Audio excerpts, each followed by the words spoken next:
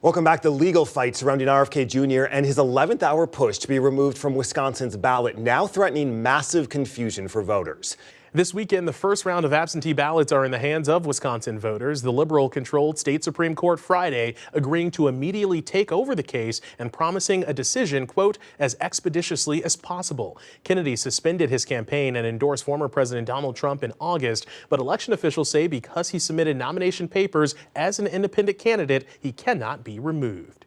Republican Representative Scott Krug is the Republican chair of the Assembly Elections Committee and would like to see that changed. He joins us now. Representative, welcome back to Up Front. Thanks. Appreciate the time. Given where everything stands today, we've got absentee ballots and mailboxes across the state. At this point, should RFK Jr.'s name just stay on the ballot? You know, I think it's baked in at this point. I think he's on the ballot. I think there are people who are just going to have to realize who they want to vote for and just make the choice. I think it's just going to be too confusing at this point.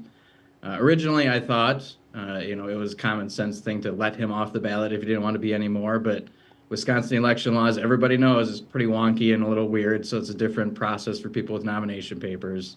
I think he'll be on the ballot. I don't think the appeals court is going to try to put stickers on ballots or anything like that at this point. So I think we're just going to have to move on and just deal with it. So what is it that you want to see happen in the future, and what are the potential downswings or side effects to any potential changes in this law? Yeah, I think we just need to be more clear on that final meeting at WEC. To say, okay, state law says if you're going to be qualified and you've gone through the process, we have to clarify what that qualification process is. And if the individual before WEC puts them on the ballot says, I don't want to be on the ballot, state law should reflect that. We can't force people to do things they don't want to do anymore.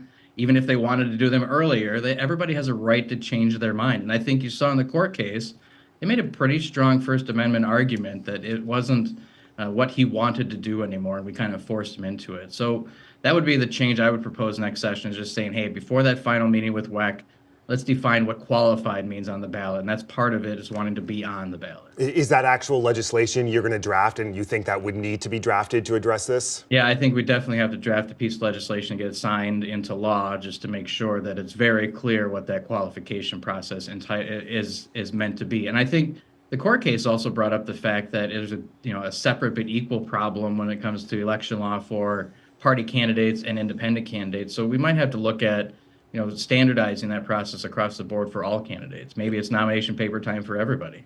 Have you talked with fellow Republicans and even some Democrats? Is there support, do you think, for this?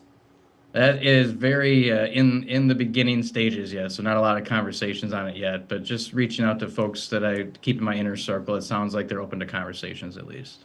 Representative, while we have you, broadly speaking, you are chair of the Elections Committee. I'm curious your thoughts now. We are less than 50 days from Election Day. Are Wisconsin's elections going to be safe and secure? They are, and they have been. And I think that's the challenge that we've had the last 4 years, is helping people understand why and how they are, working so close with our clerks, getting information out, having a lot of hearings this session about ideas and changes that we wanted to make.